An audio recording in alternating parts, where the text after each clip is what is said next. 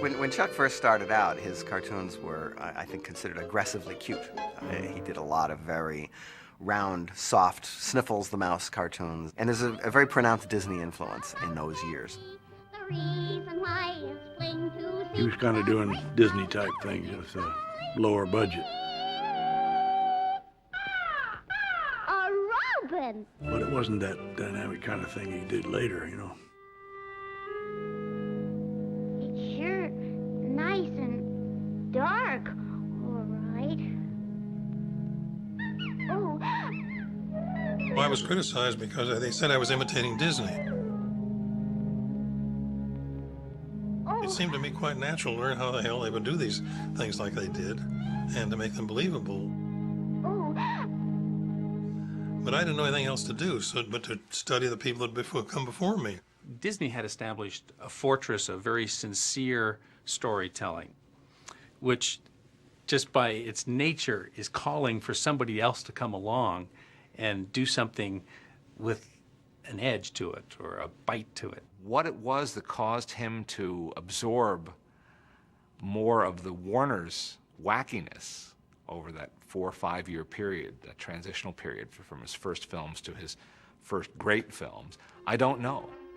I remember reading about Chuck saying that he had directed The Draft Horse during this period. It was a great cartoon. First of all, tour de force animation by Ken Harris of this horse attempting to be drafted to show his patriotism to the army sergeant. Oh, boy, I'm gonna be a soldier. I'm gonna fight the enemy. Bang, bang, bang, bang. I'll annihilate him. I'll wipe him out. That's what I'll do. I'll get him. Boom! The draft horse. It isn't comfortable for a horse to assume those positions.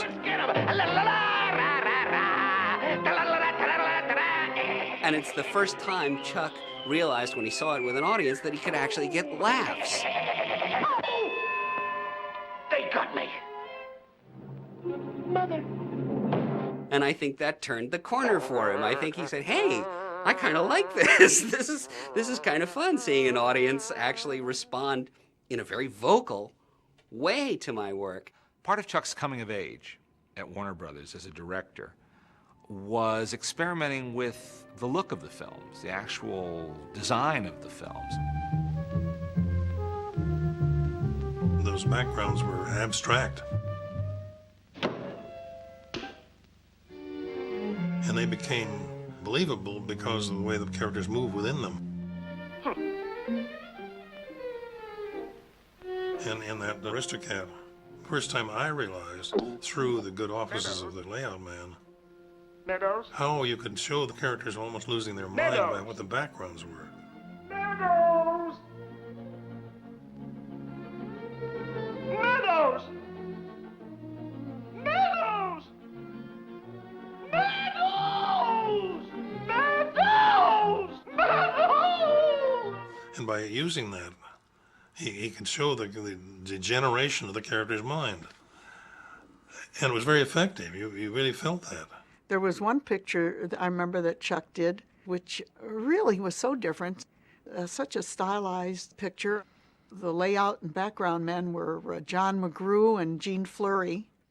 One of Chuck's early masterpieces was The Dover Boys, where he really learned about clarity of timing and clarity of posing.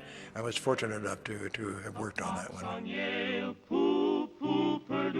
We used to read The Rover Boys, Tom, Dick, and Larry, and I got so fascinated by the ridiculousness of it. But I noticed that every time in the book, whenever they mention the Rover Boys, they say the Rover Boys are Tom, Dick, and Larry, and their arch enemy, Dan Backslide. The former sneak of Roquefort Hall, coward bully cad and thief, and arch enemy of the Dover Boys, squanders his misspent life. Hark! The Dover Boys. Drat them. And every time they mention this guy in the book, they would say, Dan Backside, coward, bully, cad, and thief, and arch enemy of the Dover Boys, so you wouldn't forget. But it seemed so ridiculous. The more they said it, the funnier it sounded to me. So that's why I put it in. I'm very much at home with villains. A runabout. I'll steal it! No one will ever know! You want that feeling of suddenness and then stop.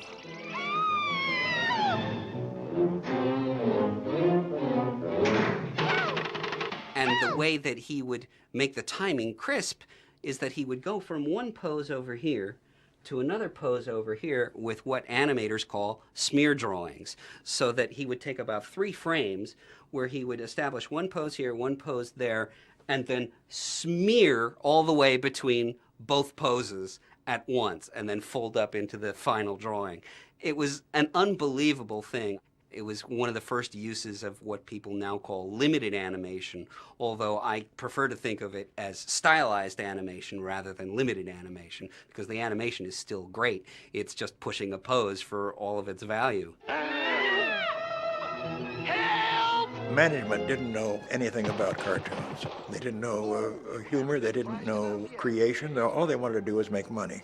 Every so often somebody would sneak through, like the Dover Boys. When he did Dover Boys, he caught hell from the front office. They didn't want that limited animation, even though it was great. I got fired a number of times, but they didn't seem to take. I don't know. I didn't know I was fired, so I stick around. Chuck was a lot of times working with characters who'd been originated by others, and he put his stamp certainly on Bugs Bunny as much as anybody did, but he didn't actually originate him. And that goes for Daffy and Porky and all those guys. But the Roadrunner and the Coyote were entirely Chuck's, as were Pepe Le Pew and some of the later characters. If you think of Bugs and Daffy and Porky as characters who are like actors who work for different directors, depending on who's directing the movie, I mean, you'll see that they actually have different personas in depending on who's directing. But when Chuck is directing, somehow the characters have extra depth.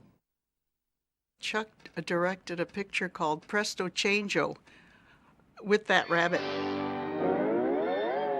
that didn't have a name yet. And in that picture, he didn't even speak.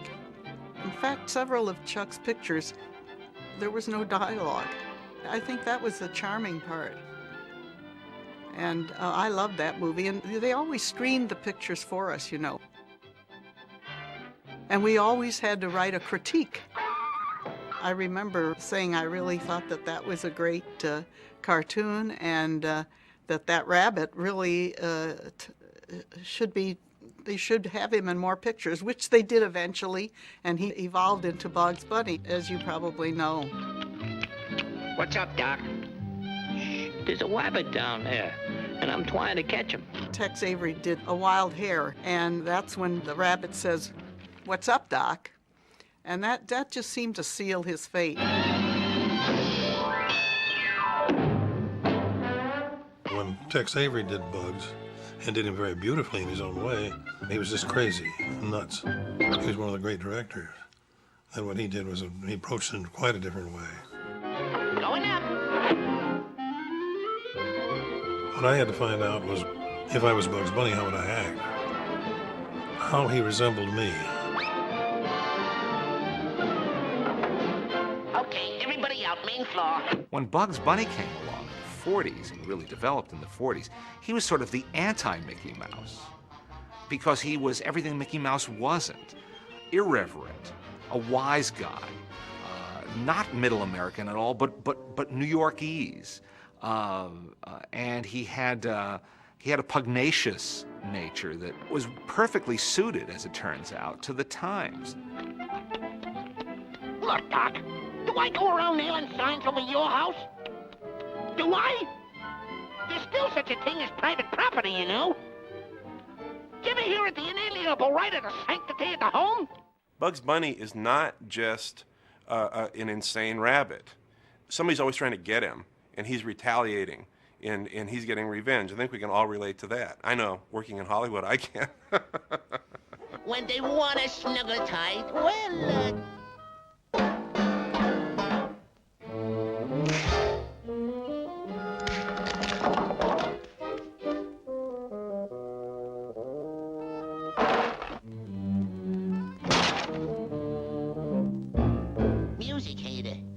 And it was that kind of stubbornness, I think, that sometimes gave us a pretty good idea of what Bugs Bunny was all about. That he wanted to complete the thing that he was trying to do, and there was an impediment. In this case, it was Giovanni Jones.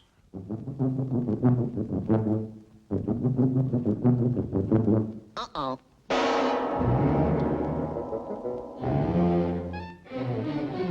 Having been provoked, then he engages cheerfully into the battle. Of course, you know, this means war. And then he says, of course, you realize this means war. And that was such a useful thing. It was, of course, it came from the Marx Brothers. They used it. But I thought, well, at least I'm stealing from a great source. Bugs can play any part. Bugs Bunny, the Super Rabbit, the Rabbit of Tomorrow. Another thing we have to add to him is the playfulness. And you're so big and so strong. Why, poor helpless little me was just lost till you... Think nothing of it, Missy. It was a pleasure, I assure you.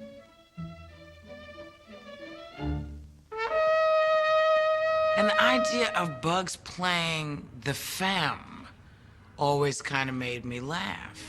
Oh, how simply dreadful. And he knows that Elmer is a patsy for girls, so he uses that. I hurt you with my naughty gun. Oh, shucks. Well, I think Chuck's take on Bugs Bunny is he's a winner. Daffy Duck is a loser. Disney did Donald, and Donald had polite humor, and Daffy was vaudevillian humor. Daffy was basically pie-in-the-face, total slapstick. The story always with Daffy is to put him in a situation as if Bugs were there, he would be triumphant. But if Daffy is doing it, you know he's going to screw it up. Seems awfully breezy in here. Cease that rustling. Slight pause whilst I adjust my accoutrements. He believes that everybody's out to do him in, which is a perfectly legitimate supposition. They are out there to do him in.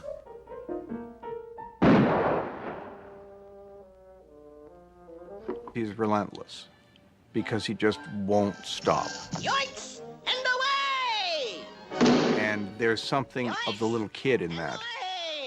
Yoinks and away! Yoinks and away! Yoinks and away! Yoinks and away! And I understood Daffy because I was Daffy, and I am Daffy. I said I can dream about being Bugs Bunny, but when I wake up, I'm Daffy. And there's no two ways about that. You know, doing the unexpected is a lot of what makes these cartoons work. A close-up! This is a close-up! A close-up, you jerk! A close-up! It's turning the formula inside out, as he does, you know, so completely in Duck Amuck. That picture is a wonderful example of personality being worked to the nth degree with one character. The embrace before we say, Buster, it may come as a complete surprise to you to find that this is an animated cartoon, and that in animated cartoons they have scenery, and in all the years I... All right, wise guy, where am I? And it was such a great concept, this unseen animator, you know, basically torturing Daffy Duck.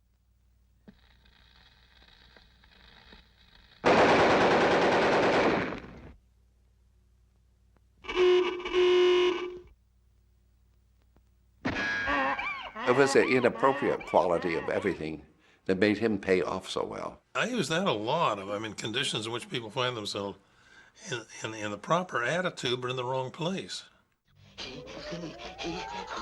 Well, where's the rest of me? It isn't as though I haven't lived up to my contract, goodness knows. And goodness knows it isn't as though I haven't kept myself trim, goodness knows. I've done that. That's strange. All of a sudden, I don't quite feel like myself. Oh, I feel all right, and yet Hey! You know better than that! Well? It really played with the conventions of animated cartoon making. Who is responsible for this? I demand that you show yourself! Who are you? Huh? Ain't I a stinker? There's a wonderful series he did with Daffy Duck and Porky Pig. They were kind of parodies of lots of different either TV shows or film genres. Are you ready, eager young space cadet?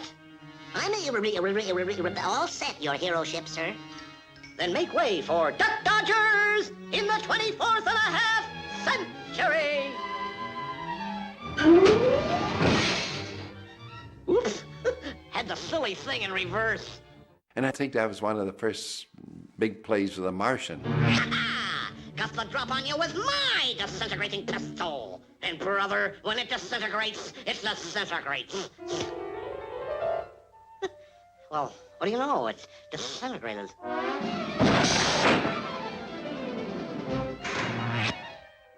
Happy birthday, you thing from another world, you.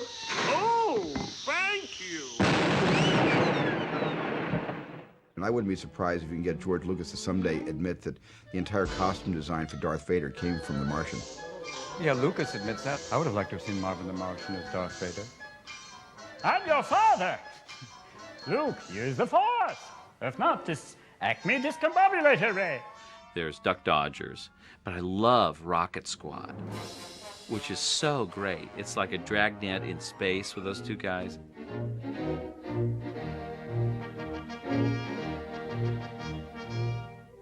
This is the Milky Way, a nice galaxy. 875 billion trillion people live here. Yes, it's a nice place to live. It's my job to keep it that way. I'm a space cop. My name's Monday. The partner's name is Tuesday. He always follows me. With Wednesday, January 23rd, 10:26 p.m. It's 10:28. Like I said, it was 10:28 p.m. The genre parodies give you a big leg up. You can just worry about the content. The form is kind of set. Joe, come right over, please. I need your help immediately. Right. My interview with the chief was brief and to the point. He wanted me to find out who the flying saucer bandit was, and then to place him under arrest. I consented.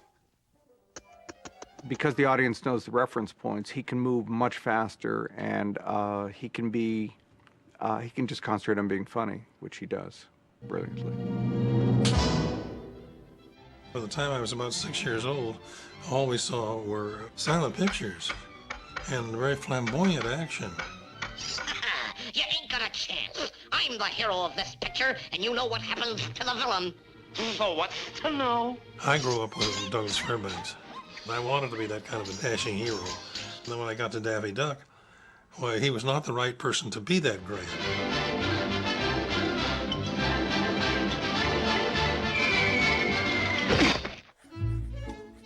You look at Pepe Le Pew, this character, and how he just walks through life with such optimism. You know, yet he stinks. Just to think, radiant flower, you do not have to come with me to the Casbah. We are already here.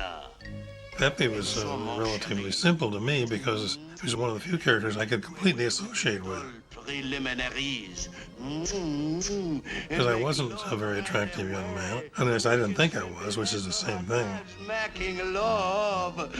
So Pepe came quite naturally to me. I mean, he was a person who had no doubt about his own sexuality. This small coquette, she's think by running away, she can make herself more attractive to me.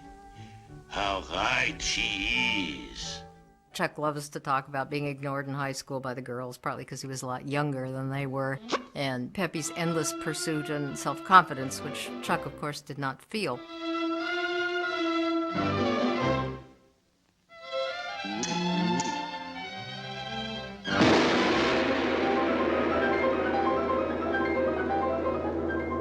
Oh, the one in the middle may remain. The rest of you, another day. Pepe's he's just a horny skunk. If Pepe ever gets pursued very much, he runs in the other direction. Madame, control yourself. Your conduct is unseemly. Control yourself. Madame! Why is it that whenever a man is captured by a woman, all he wishes to do is get away? All the girls like Pepe Le Pew. Chuck did a series of cartoons with Hubie and Bertie, these two characters that I love. Hey, boy, come here! Yeah, Cupid, what is it, huh? What is it, what is it? Welcome to our new home. Nice, huh? Yeah, sure. And one of them is very bright, and the other one is not. And the bright guy sees a way of getting rid of the cat, but the other guy's tickled by it. Well, see now, this is gonna require strategy. The thing we gotta do is we gotta get that cat out of the house. Now here's what you should do, boy. I needed a cat who would be bedeviled by these two mice who were trying to get him to move out of the house. That's the whole story.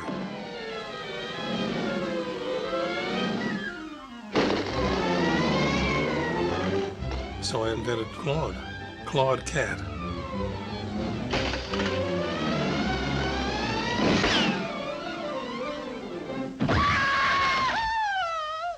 The Simpsons has always been given credit for showing the American dysfunctional family. But you look at those three bears with Junior and Henry and that poor hapless wife. That's the American dysfunctional family, predating The Simpsons by 30 or 40 years. Once upon a time, in the deep woods, there lived three bears. Papa Bear, Mama Bear, and Baby Bear.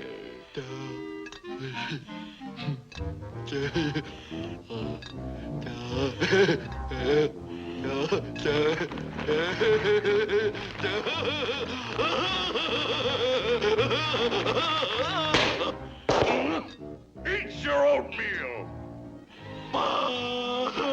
What'd I do? Stan was wonderful. When he came to work for me when I needed the baby bear, and he was 18 years old. I played the junior bear that talked like that. I remember one line. On Father's Day, they drove this father bear crazy. Presenting a Father's Day poem, Henry.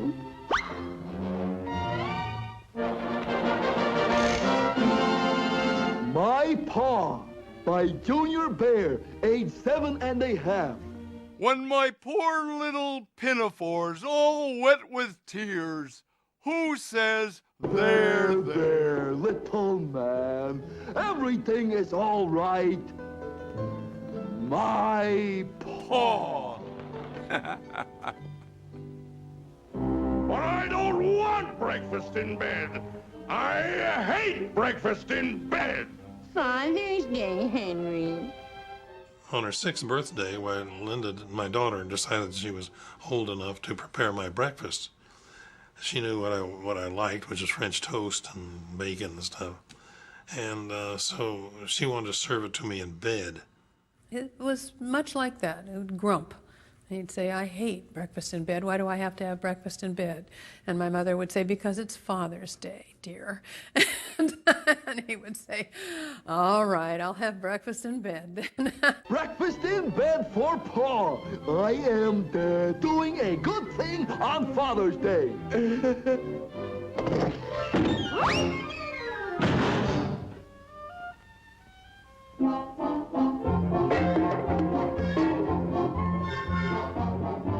Good old breakfast for good old Dad on good old Father's Day, you know.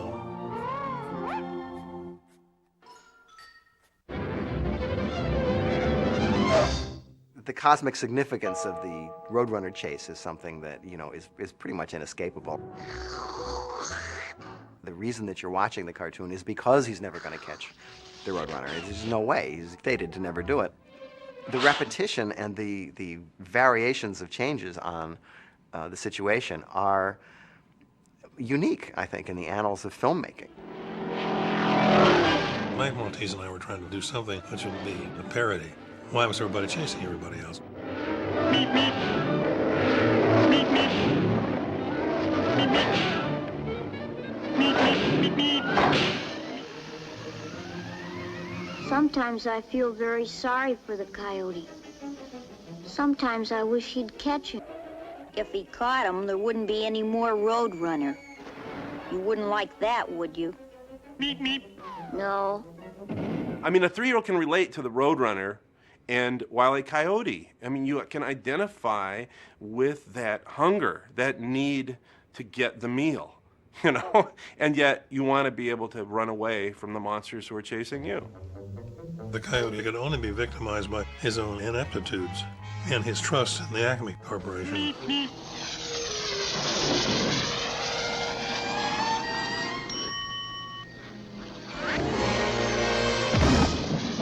Practically every product that the Coyote orders, or that a Warner Brothers character uses, is from the Acme company. The products themselves were anything but the Acme of their manufacture. Usually they backfired completely.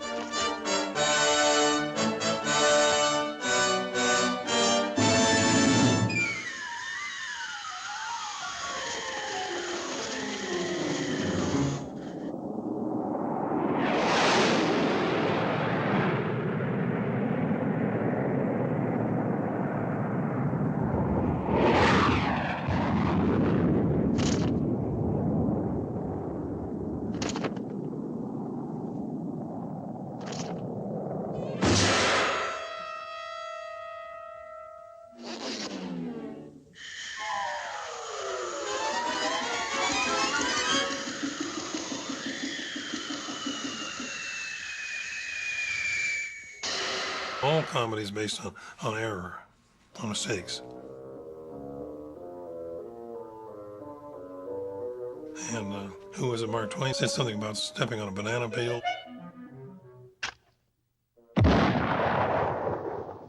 That is very funny if it happens to somebody else, but if it happens to you, it's not funny.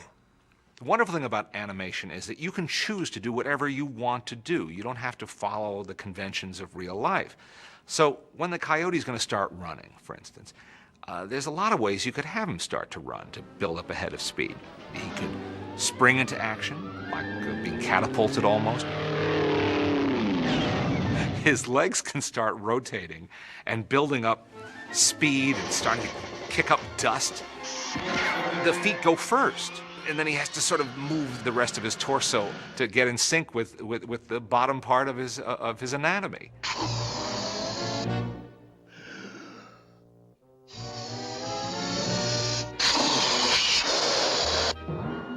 In the Chuck Jones tradition, that happens all the time. People are constantly being flattened and then they pop up into 3 dimensions again. When you see a Chuck Jones character in the beginning of a film, you know that that person or that animal is not going to stay in that shape for 6 minutes. They're going to be going through a lot of different kinds of physical manifestations. Meep, meep. And I think it's that kind of respect for gravity, respect for Isaac Newton, that really makes them even funnier. The idea of looking up and waving, if you had time, you'd do it. Give yourself dignity, at least.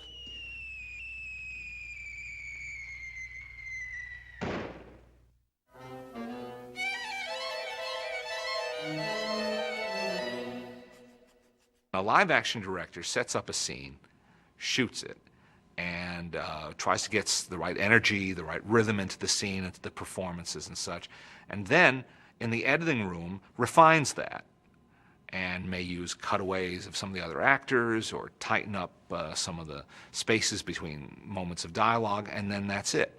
Well, the animation director has to do all that beforehand. In Chuck's cartoons, there's an awareness of the camera that a lot of directors don't have.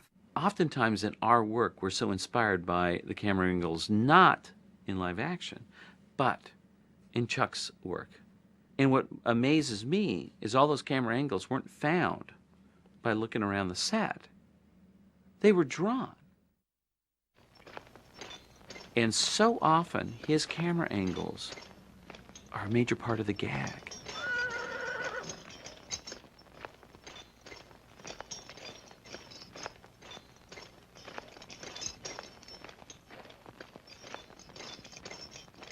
The impact of the cuts and the choices, they're not just functional, they're really effective. It's like what I think a lot of directors do today. We do storyboards. We do our live action movies in cartoon form. In the old days, they didn't write a script. They would draw the gags and do the dialogue, like a cartoon strip that you would see in the funny paper. If you imagine a Sunday comic strip with 140 sketches, we stuck up anything at random, just any idea, maybe an expression, anything. And then as they had some relationship with one another, they would be brought together. Ted Pierce was a story man, and he did lots of stories for Chuck. And then later, Mike Maltese worked with Chuck, and Chuck had a great rapport with Mike. I bet if you took the same storyboard with all the same gags in it and even the same audio track and gave it to two directors, Chuck being one and someone else being the other, Chuck's would always be funnier. Because he understood what makes a gag work. I wonder if the public really knows the part that a good director plays in animation. It's not the job of the animator to create the situation and to create the characters and to create the timing. It's the director who does it every step of the way. He does the extreme drawings. He does the points of contact.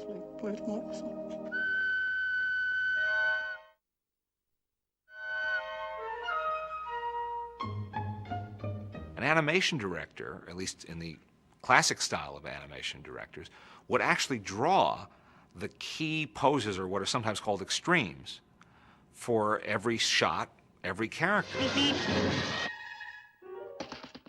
Chuck would do that drawing. Maybe not a finished drawing, but he would do a drawing that would capture the attitude, and that's the key word that they all use, of course, attitude, of the character at that moment. When Chuck directs a cartoon, he does an awful lot of layout pose drawings for the animator.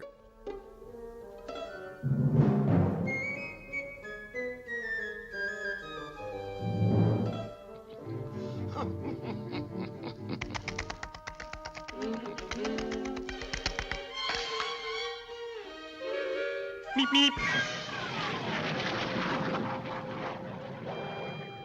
In fact, his pose drawings actually come before the background layouts. He'll kind of establish the space the characters are working in and their attitudes, and then they'll kind of work the background layouts around that, so he can have the freedom to express through the characters the way that he wants. And he will make a lot of drawings, really indicating one character's thought processes all the way through the entire cartoon. Now, this is really what animators use as a roadmap. It doesn't mean that the scene is pre-animated. It means rather that these are the succinct points that the animators need to hit to get this particular expression across.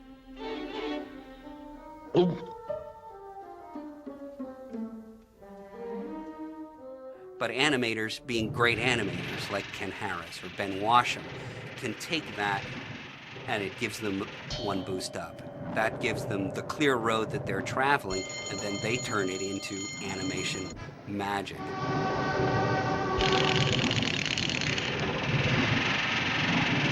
The approach that Chuck Jones took, which was to storyboard and plan everything out with his layout and give it to the animators to follow to the T, the timing, everything that he had was there, the table was set. Ho, ha, guard, turn, parry, dodge, spin, ha, thrust.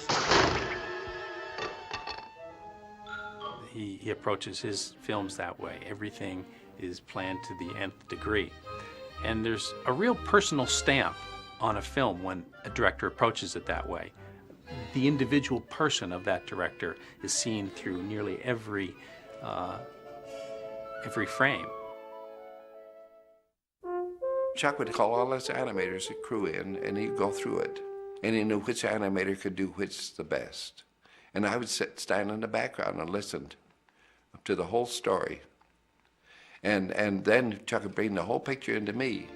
And I'd quickly go through and make rough sketches of every single scene in extreme.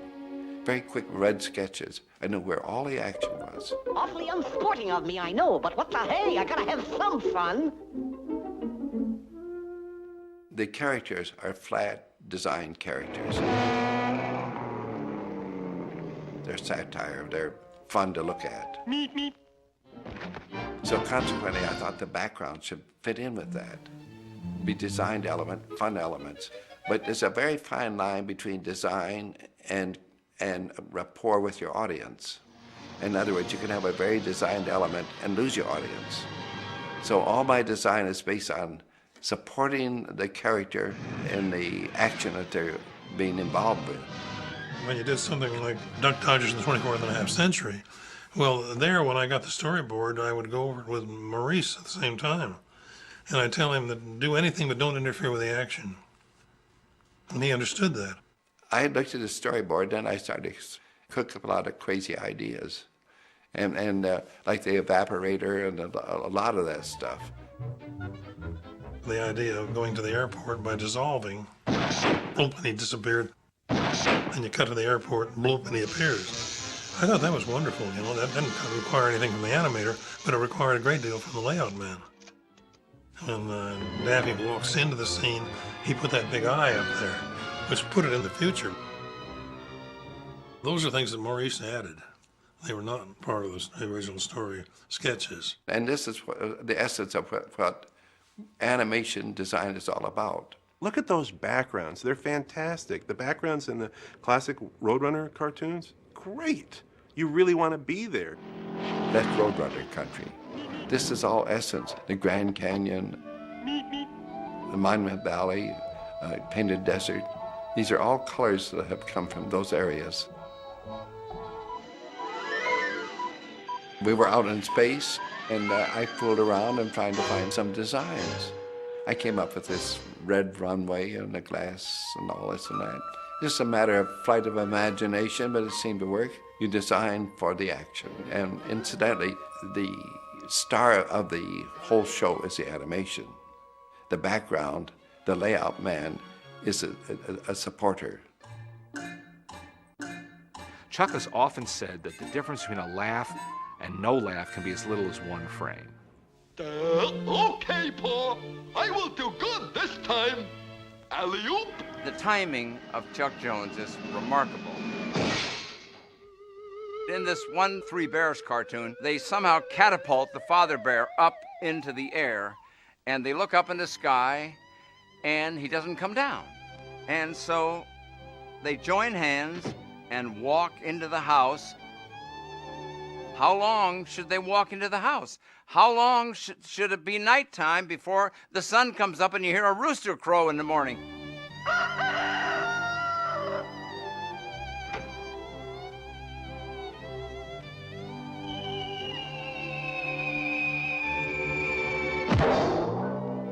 That sense of timing that Chuck brings to his animation is he keeps holding the audience back for as long as possible. Everybody knows what's going to happen, but he doesn't deliver it until like the last minute. I always think of it as like playing cards. You've got your ace there, and you know it's coming, and you just want to hang on to it as long as possible before you put it down for dramatic effect. Speaking of that, you know where I threaded the rope all for the house? What I liked very well for me was when he pushes the big boulder off of there. I wanted the audience to enjoy that half a second, or maybe a little 2 seconds. Them to know that he was pushing off and know what was going to happen to the cat. That's a delicious moment.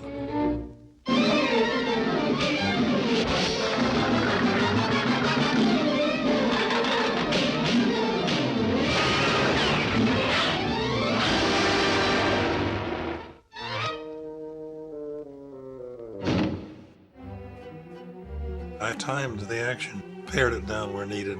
At that point, and only at that point, would I call him Mel Blanc. We would go through it, and I would be Bugs Bunny all the way through. And then reverse it, and he would be Daffy. So they'd be recording both of our voices. It's true, Doc. I'm a rabbit, all right. Would you like to shoot me now or wait till you get home? Shoot him now! Shoot him now! Shoot him now! Shoot him now! He doesn't have to shoot you now. I say he does have to shoot me now. In those quick changes, that it really was pronoun trouble. And the director had to know the exact intonation of every line they had. Let's run through that again. Okay. This is a very calm thing. Here, do you want to shoot him now or wait till you get home? Would you like to shoot me now or wait till you get home? Shoot him now. Shoot him now. You keep out of this. He doesn't have to shoot you now. Ha! That's it. Hold it right there. Pronoun trouble. To me, the reading of each sentence must be thought out very carefully. Oh, No, you don't. Not this time. Wait till you get home. All right. Mel was so good at it that the whole thing would probably take less than an hour because we all understood it as it went along. And he was so quick a reader. But he was the most ideal actor I'd ever worked with. Chuck knew what he wanted. He was precise in his directions. And fortunately, he hired the right actors. I have a warm spot for Witch Hazel. Chuck was the one who really made it famous. Darling! She was sort of an overweight Zsa Zsa Gabor.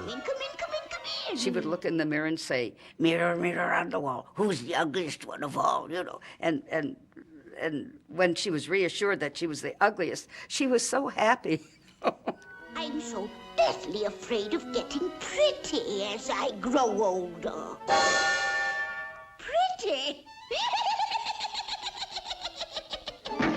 She was a damn good actress, which is really the same thing with Mel. The animator is an actor, but he acts on the direction of the director.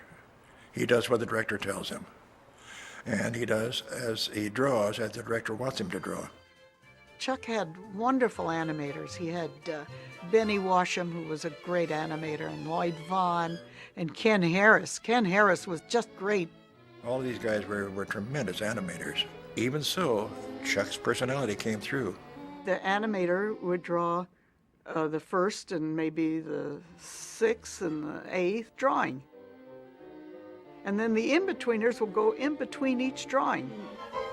I warn you, dearie, I'm going to worm all of your ugly secrets out of you. Tell me now, who undoes your hair? You don't get great animators. When you get them, you want to nurture them, hold them, and help them. Ken Harris had the ability to get action into things. Indeed, we want our characters to be alive. And that's the essence of everything to do with animation, isn't it? I mean, the term itself, to invoke life, I took very seriously. If they weren't alive, how the hell can I care about them?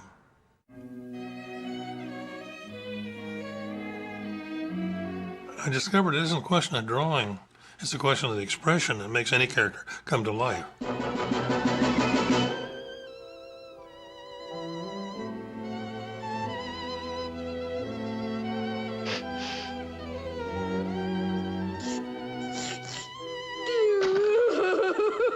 Chuck's facial expressions were the best in the business because he was a minimalist. We're so used to eyes as the one fixture on our body, really, that is always alive. When you have eyes moving, it brings life to the character. The rest of it can be dead. The move of the eye sometimes is one where something's happening and then you suddenly go, what? And that little eye flick, you'll catch it every time because you learn more from eyes moving than you do really from mouth moving even.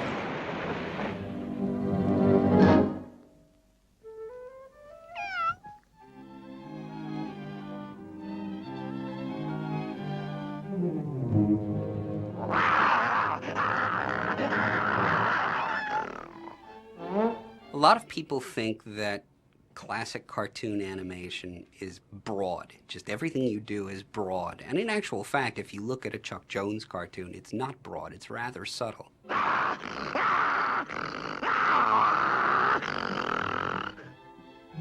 The distinction is that if he wants a particular facial expression to read in a very sharp way, the transitions themselves will be very, very fast.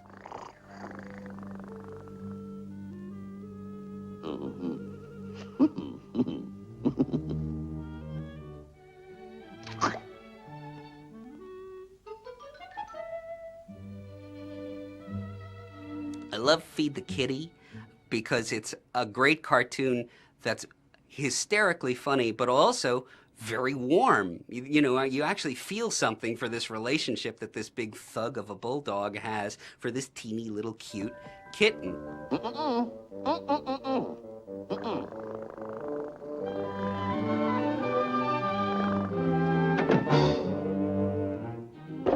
Now, what are you up to? You look very guilty. The expressions on his face when he's trying to hide the kitten from his mistress are absolutely priceless, especially the one where he kind of does a little, who, me?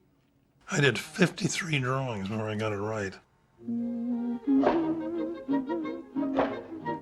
little kitty falls into a mixing bowl, and the dog thinks that he's been baked into a cookie. Mark Anthony, you greedy thing. He watches through the window as the housewife puts what he thinks is the cat in the oven to cook.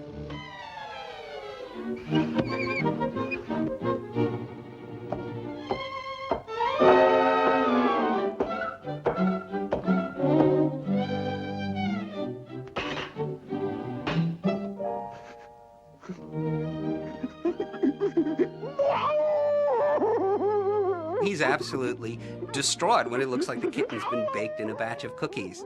All right, Mark Anthony, I think you've been punished enough.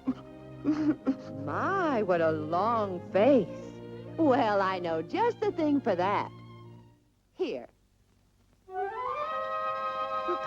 come on, take it.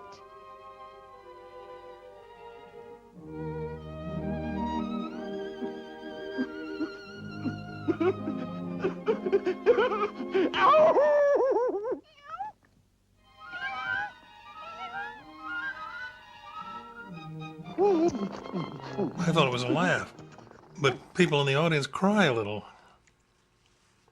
I never planned that. I mean, I've seen people like choke while watching this cartoon, and yet it manages to be poignant and funny and very dark all at the same time.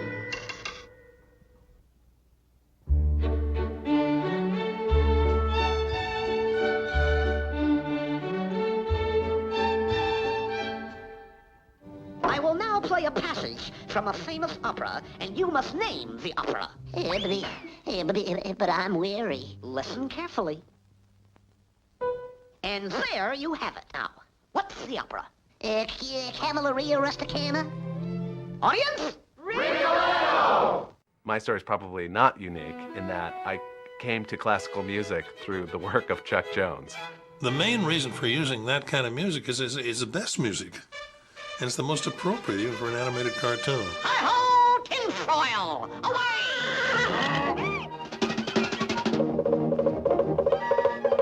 The William Tell Overture may be a cornball to us now, but it works. It works. He was using these great works of classical music to express these ideas with so much humor. The man who did most of the music for those cartoons was a man called Carl Stalling. Now, he is not a household word, but boy, was he good. You'd never know that he had a wonderful sense of humor. He looked like a streetcar conductor. I couldn't figure out where he got that, because he could do things with music that were very, very funny. Leopold! One of my favorite moments is when Bugs Bunny dons the wig as Leopold Stokowski and conducts the tenor through his aria.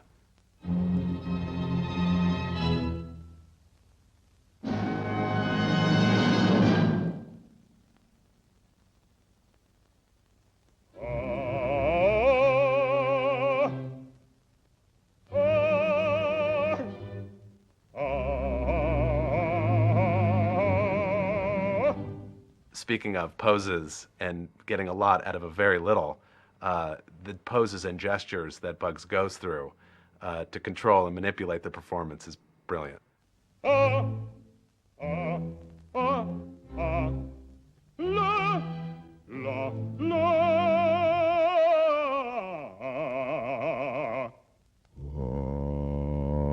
Even the insane conducting gestures that he has him make are, of course they're funny, but they're not that far off, you know. That's what's so vicious and so wonderfully funny.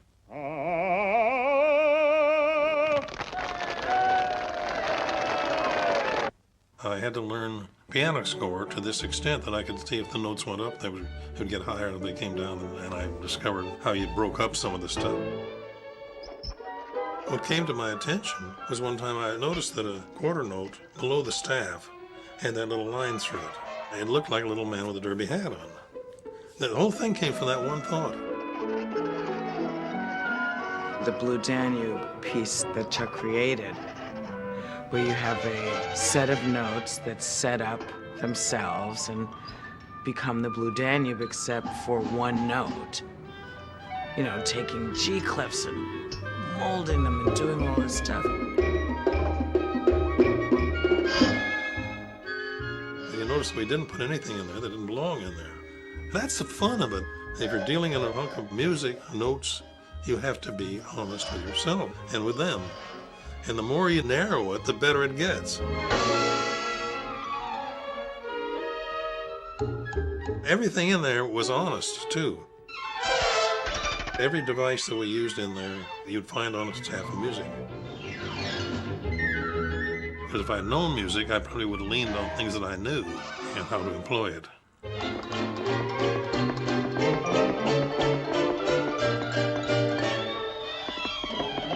Fortunately, I didn't know how to employ it, so the way I employed it gave it a kind of a novelty to the thing, I think, that might not have occurred otherwise. But in The Rabbit of Seville, the music happened to work, but it wasn't about the music, it was about Elmer's trying to kill the rabbit. The marriage of the music itself and the drawing then came together, both of us unexplored. The music didn't know it was going to be an animated cartoon, and I didn't know anything about music.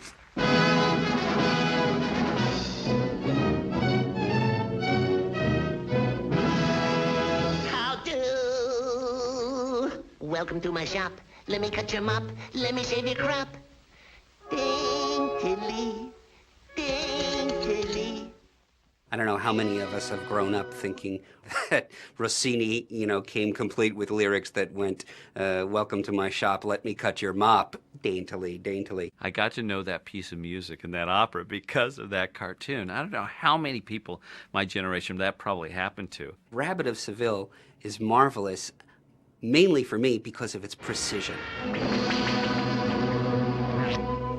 I think people don't realize that comedy has to be really, really precise in order to work. And when you are conceiving and timing something to music so well, that's the difference between making people laugh and making people enjoy it and not.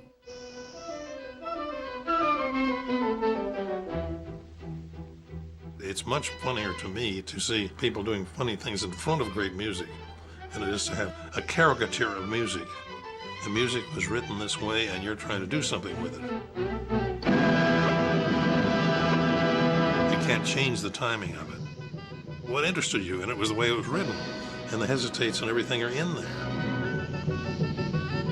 Once you start, and once you've sacrificed yourself on that particular cross, you have to accept the idea that that's what you're working with. The music is there. Now you bring in another factor, drawing. Simple drawing. And the scene where Bugs has a hair tonic and puts on Elmer's head and the flowers grow out. And it's done to the music so impeccably.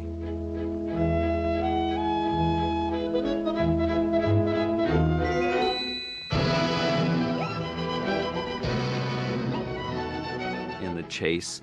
And then it leads up to, of course, the battle of the bigger and bigger weapons. It's just the escalation, done to the music. It just makes that so hilarious and so funny.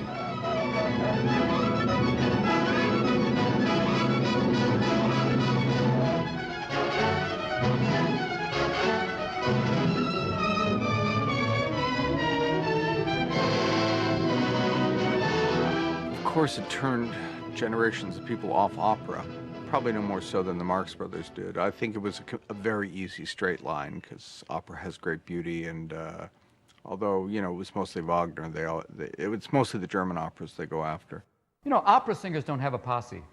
You never see like Wagner's guys going after well, yo, Wagner rules. Keep it out there, represent Wagner right now. Ring cycle, Nibelungen, keep it real. I want to thank Wagner for putting it out. Well, Mark Twain said Wagner's music was better than it sounded, and he said he liked Parsifal except for the singing. I've never met anybody who could sit through the entire Ring of the Nibelungen and come out sane, or even alive for that matter.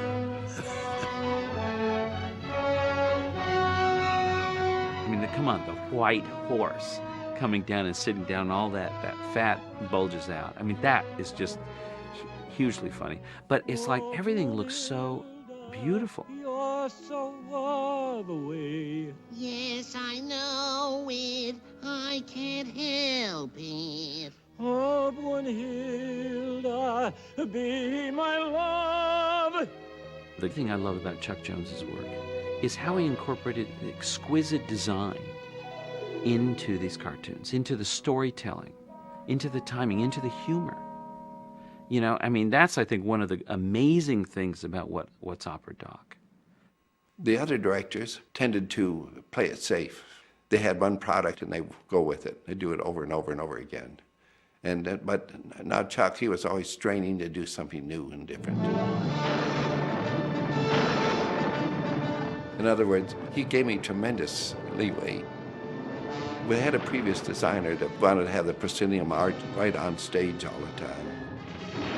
I said, oh, the hell with that, you know. I wanted to have super grand opera. We threw away the arch completely and immediately started writing on a grand scale. The long shot, the big shadow and all that, Chuck worked it back into the picture. Be very quiet. I'm hunting rabbits. And it was kind of back and forth all the way through that. Sometimes he'd suggest bits of action, and sometimes I could suggest a setup for something, you see. I pre-designed color sketches, you know, take them in and say, Chuck, maybe the picture can go this way. What have I done? He said, what are you bothering me for? I've killed I'm a busy rabbit. doing my animation layouts. You go do the backgrounds. I believe that on the average Warner Brothers cartoon, there's probably 60-something shots in the cartoon. That one was 110 or something like that. I don't know the exact numbers, but it was so much bigger than anything that had been done before. Yet he made it work so well. And the design in that is so exquisite. It really took the Warner Brothers cartoon up to a whole nother level. Animation, I suppose, as an art form, is very much like ballet. Chuck's work particularly made use of that, choreographing each movement and each expression to a pre-recorded soundtrack, gave it all just a sort of a perfect symmetry.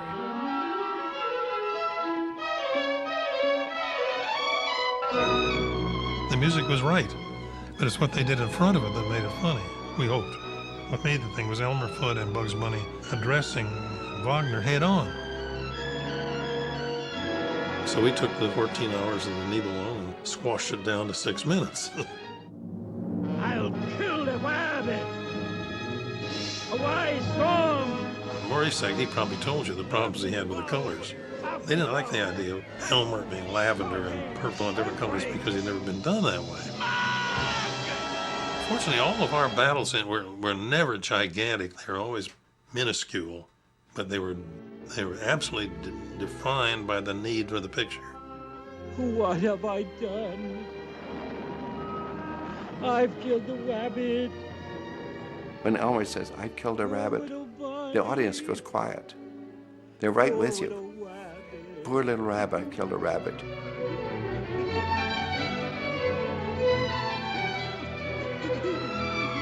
From all this exciting color, then this somberness. Well, what did you expect in an opera? A happy ending? It's not just that they're playful at work. I think they encourage people to be playful about life. 25 years of movie-making history. Creative, inventive, and fun. They've maintained a childlike devotion to tell stories about the human heart. 11 successive box office hits. Just their extraordinary track record. I mean, they just don't lose. The journey to the top hasn't always been a smooth ride. I get this call, and he said, your employment with the Disney Studios is now terminated. But perseverance and talent eventually paid off. Mostly they've been around for a long time because they keep winning. Really amazing people.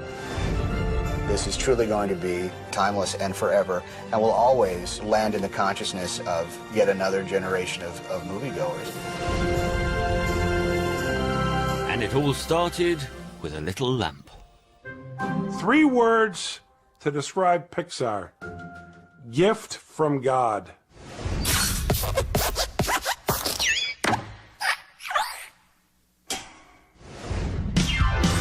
Pixar.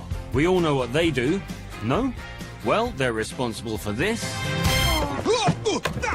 And him. And them. Nemo! You get the idea. Yeah! Tonight, we'll look back at 25 magic moments from the studio's 25-year history.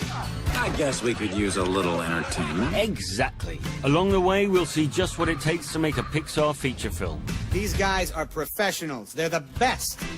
And we'll be joined by all of the key players involved. They encourage a kind of stress-free environment, and that filters into all of their movies. It feels to me like it's kind of a college campus. You feel like it's new every time. You know, every time you show up for something, there's a real great energy in the room. You're suddenly surrounded by a bunch of young geniuses who understand what they're doing while you don't. Pixar is its people. And we maintain the same philosophy of an office is an empty canvas. Now there's only one place you'll find a studio making blockbusters like these: Hollywood. Hold on, Pixar's not actually in Hollywood. Okay, let's stay in California and hit San Francisco. Famed for a bridge, a prison, and a multi-award-winning animation studio. What? We're still not there yet. Right, we're going to Emeryville.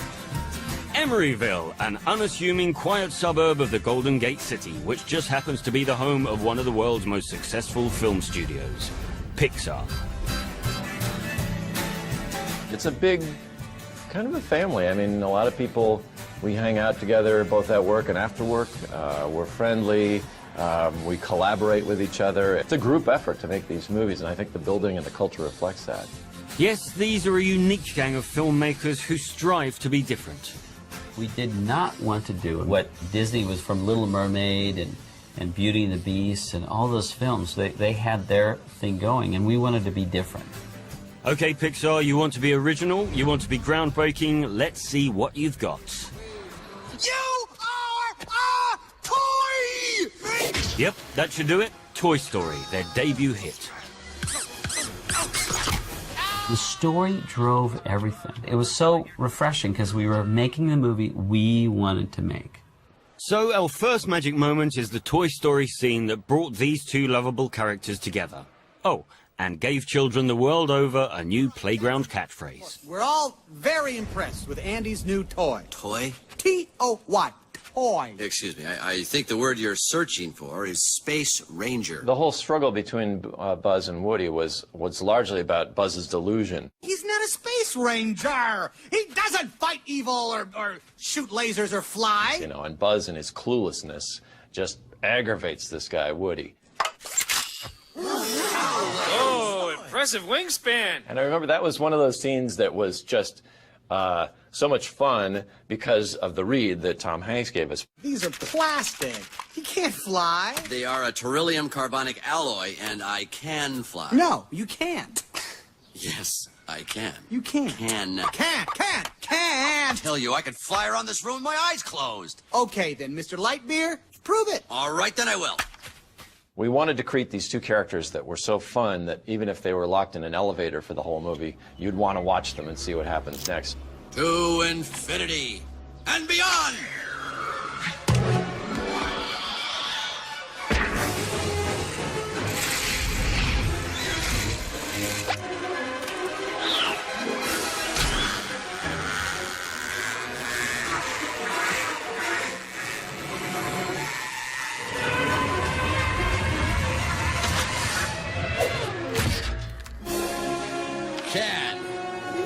A great magic moment to kick off with, and after the critical and commercial success of Toy Story, the pressure was on for Pixar's second film.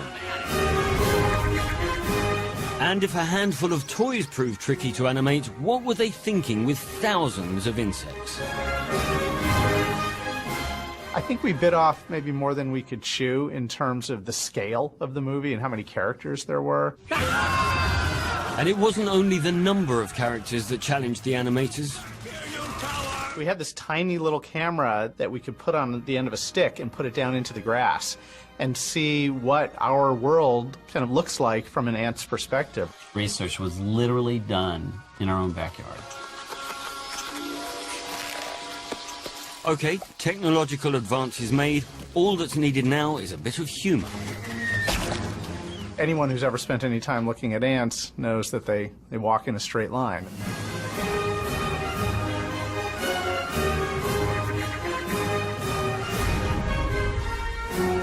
And then, of course, dealing with the chaos of a leaf falling down and blocking the line and none of them being able to decide what to do. What do we do? Do we go around? It's just complete panic. Oh, no, oh, no. I'm lost! Where's the line? It just went away. What do I do? Help! We'll be stuck here forever. Do not panic. It was just kind of a funny way of showing that no individual ants have their own thoughts. That's it. That's it. Good. You're doing great. There you go. There you go. Watch my eyes. Don't look away. And here's the line again. Thank you. Thank you, Mr. Soil. Good job, everybody. It was a very ambitious film. It ended up really bringing a lot of us to our knees because it was a very difficult film to make. Having conquered crowd shots in A Bug's Life, every Pixar film since has pushed the boundary of what computer animation can create.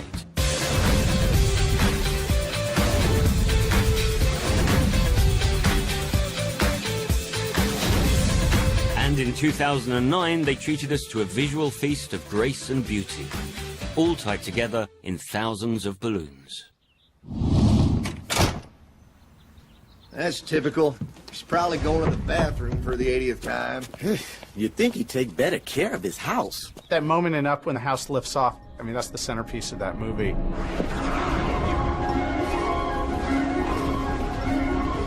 Of course, one of the first things that the technical directors did was to calculate, okay, given the average weight of a house, how many balloons would it realistically take to lift a house? And I think they came up with like 25 million or something, which we ended up with around 20,000, so we cheated. The buildings were literally growing up around him, and so when he finally sort of broke free of that, we were hoping the audience would really feel that he was finally off on an adventure.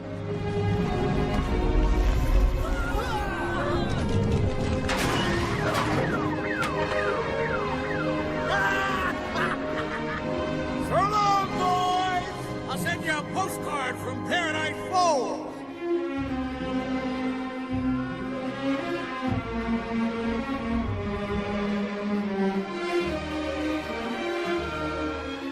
It wasn't a chase scene, it wasn't an action scene, it was just a soft, lilting journey, the start of this guy's adventure. So we've seen talking toys, an army of ants, and a flying house. On paper, ludicrous ideas, but somebody has to think them up.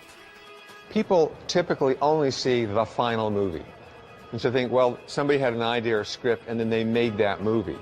And that's actually not how it works. It's more of a discovery, really, the whole process. We do take risky things. For instance, Ratatouille about a rat that can cook, or Up, you know, it's like these are unusual ideas. So we don't shy away from an unusual idea. Some people just want to tell it to you across the table. Some people want to get up and move around the room. Some people want some visual aid with a stick and they're pointing to it. Some people have slideshows. But at the end of the day, it really comes down to, do you have that Monday morning by the water cooler at the workplace gift for making me riveted?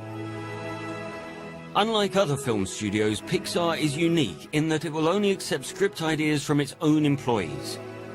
Which is a shame, really, because I've had a great thought about an animated hamster called Trevor. Any takers? Anyone want to give it a go? Nope? Okay, let's move on. The second animator after me that was ever hired at Pixar was Andrew Stanton. And then Pete Docter was soon after that. And I knew right away that these guys are good enough to make their own films. When Toy Story came out, I was surprised how many people said, you know, I really thought that my toys came to life too. And I thought, wow, I wonder how many other things there are like that we all sort of believed in as a kid. And one of them, I knew that there were monsters in my closet. I remember trying to get to sleep, and the closet door would be open just a little bit, and you'd see the part of a shirt that, is that a shirt or a tentacle? And so that beginning of the film really came out of my own experience as a little kid. In 2001, Pete Docter's pitch finally became Monsters, Inc. But before we enjoy a laugh-out-loud scene, here's something you might not know. Morning, Ricky. Hey, it's a Selster. See you on the scare floor, buddy. Hey, Maude. I'm the dope who turned down Toy Story. Is that a joke? Tell me you're joking. Really stupid. So now the truth comes out, doesn't it? A couple of years later, phone rings. My assistant says John Lasseter's on the phone. I picked it up and I went, yes. And with that yes, another classic comedy duo was born. Hey, let's talk more pain, Marshmallow Boy. Feel the bird. You call yourself a monster? Mike and Sully's relationship is a Laurel and Hardy kind of relationship. All those classic comedy teams live together. They have a great affection for each other, and that's what's so fun about it. Sometimes two minds without a single thought, but they're real guys. And they need each other. Twins and a bunk bed. They work together, they live in the same place. Ooh, I thought I had you there. That's the whole relationship that's set up there, and it provided a lot of fun, especially with those two actors, you know. I don't know, but it's been said, I love scaring kids in bed. We mostly record each actor individually, but because we wanted them to have this relationship that they could complete each other's sentences and jab each other and, you know, kind of riff on each other, we got both the actors in, and the energy just went up. Oh, I don't believe it! I'm not even breaking a sweat. Not you. The inseparable Mike and Sully, proving that there's nothing more important in a Pixar movie than the love between characters. And in 2003, our hearts were warmed yet again by this father and son. Now, what's the one thing we have to remember about the ocean? It's not safe. That's my boy. My son was about 4, maybe 4 or 5, and I felt I hadn't seen him in at least a week and a half, if not 2 weeks, and I just felt so guilty, and I said, okay, I have my Saturday, we're going to go take a walk in the park. Whoa, whoa, whoa, hold on, wait to cross. And I spent the entire walk going, don't touch that, you're going to fall into the road, put that down. Hold my fin. Here I am, a good father with all the best of intentions, and I can't get out of my own way and do what I really need to do and connect with my child. And I thought, that's got to be a universal dilemma. My dad says it's not safe. Nemo! No! Dad? You're about to swim into open water! No. We worked on the scene quite a bit, and it never really had heft to it until we got the idea to really bring Nemo to a rock-bottom place and saying, I hate you. It's a classic kid-parent moment, not one of the moments that you want to remember, but the kind of thing that happens. We're in big trouble, young man. Do you hear me?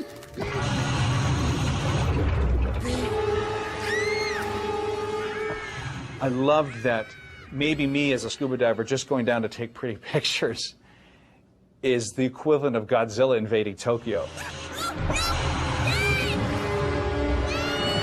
The idea of being separated from your child is pretty intense. But the impossible task of finding a needle in a haystack, that seemed like an insurmountable goal that I wanted to see somebody conquer as a moviegoer. No! No! Please, no!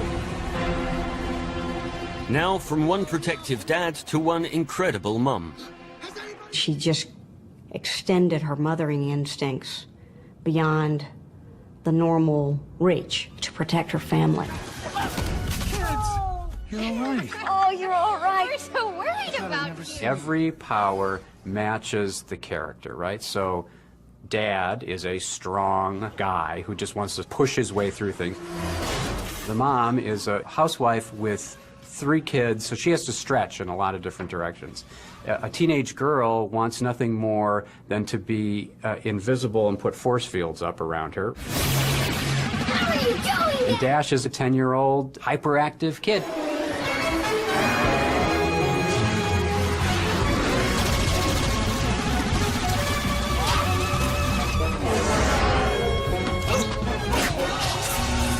Time out! Careful. And bringing the idea of character relationships bang up to date is a couple of star-crossed lovers in Toy Story 3.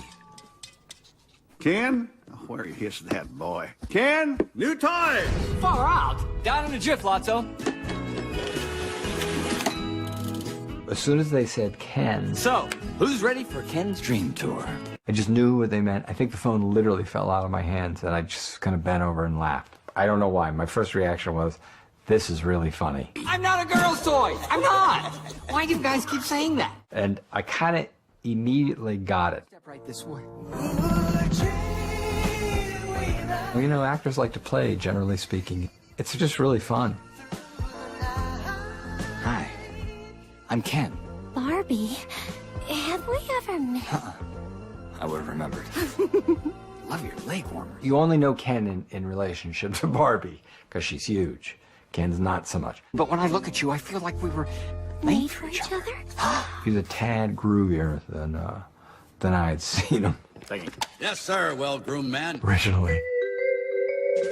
The latest Toy Story adventure let us enjoy Ken and Friends in stunning 3D. But, as always, when it comes to the initial plot outline and direction, it's back to the storyboard with good old 2D sketches. We kind of make our movies the same way that the industry's been making them since Walt Disney made Snow White. A script is done, but then the movie doesn't truly come to life until you visualize it. We create very elaborate storyboards.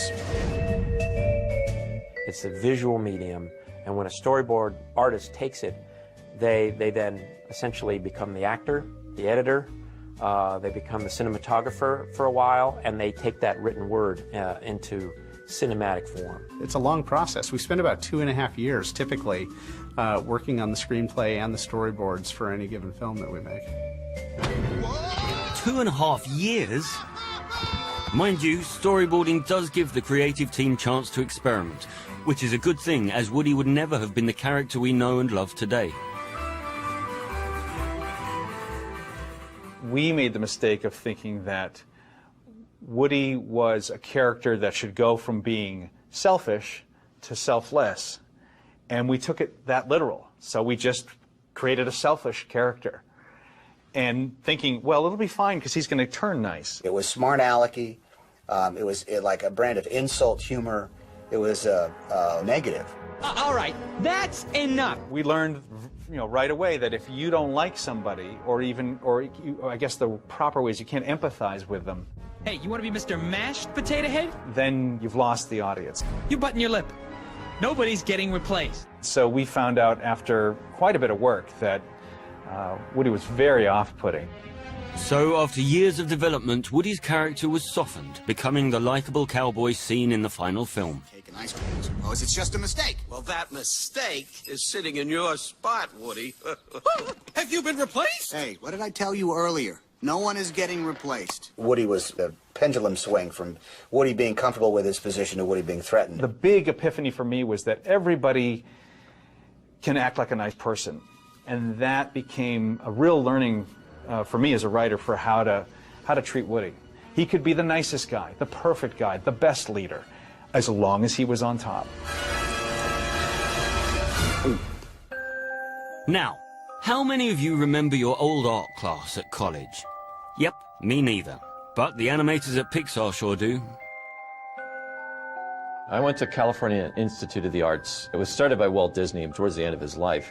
And they have this animation program there. The original room where the whole program was held was in this room, A113. There's a few times in my life I feel like I'm in the right place at the right time. And definitely when we were at Cal Arts, that was it. Most of the Pixar films have some little reference to A113 in there. It just became a good luck charm that we just don't want to not do. Once you know about A113, it just jumps out at you. It's so obvious now. Okay, maybe obvious was the wrong word.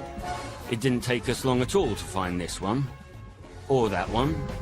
It's getting a little bit cryptic in The Incredibles, but it's there. So, just Monsters, Inc. then. Where's that one, Pete? It might be one of the offices. As they run down the hall, We gotta get out of here now! there's all these different departments, and I think it's one of those offices, but I'm not sure exactly which one. You're not sure? We've got no chance then. Come on, give us a clue.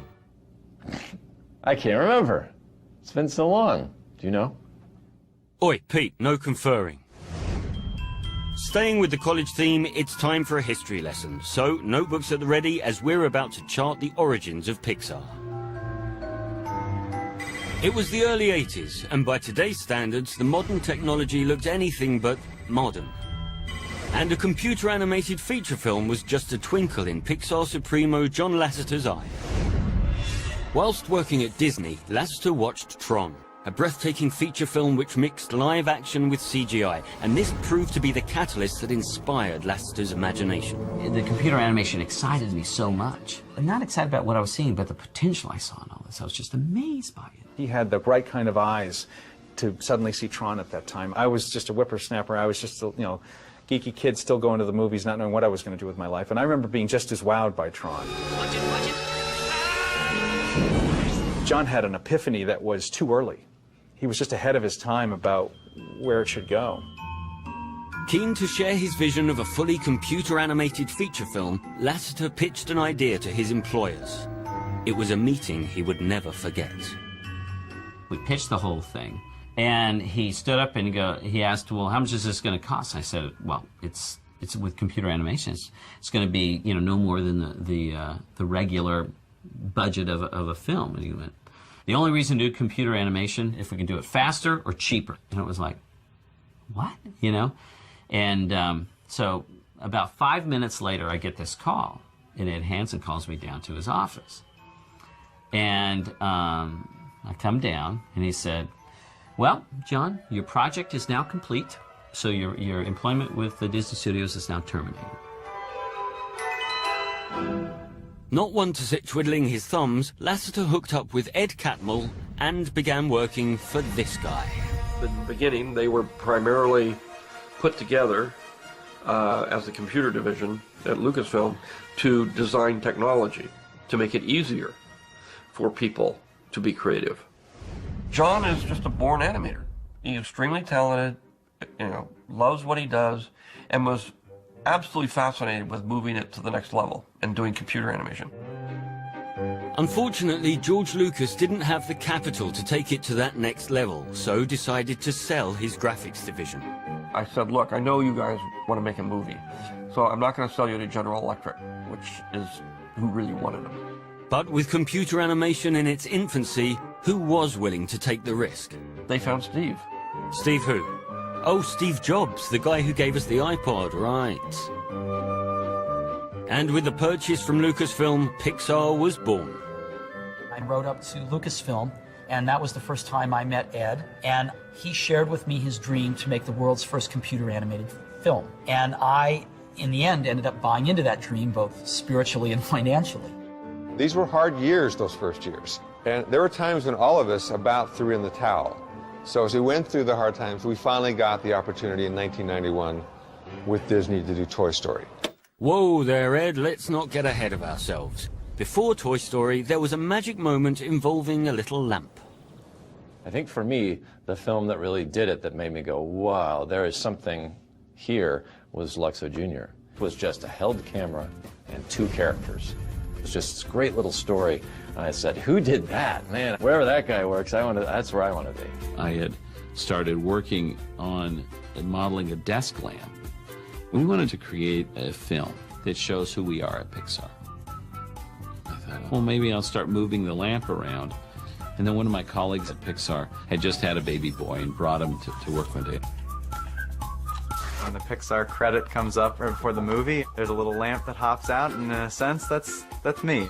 Dad brought me in to work, and we were playing with a ball. Of course, I don't really remember this, but it was a little tennis ball, and John Lasseter was with us and started playing with me and kind of looking at my proportions, how as a baby, your head is much bigger compared to your body than as an adult. The things that are the same in babies to us are the eyes. So the rest of the head is smaller, but the eyes, you perceive them as larger. So in the lamp, the eye is the light bulb. You have the same size light bulb in both the adult and the kid. And so just little things like that really bring these things to life in a way that you would believe that, yeah, when I have my back turned, when I'm not looking, this is what's going on. It's my 15 minutes of fame.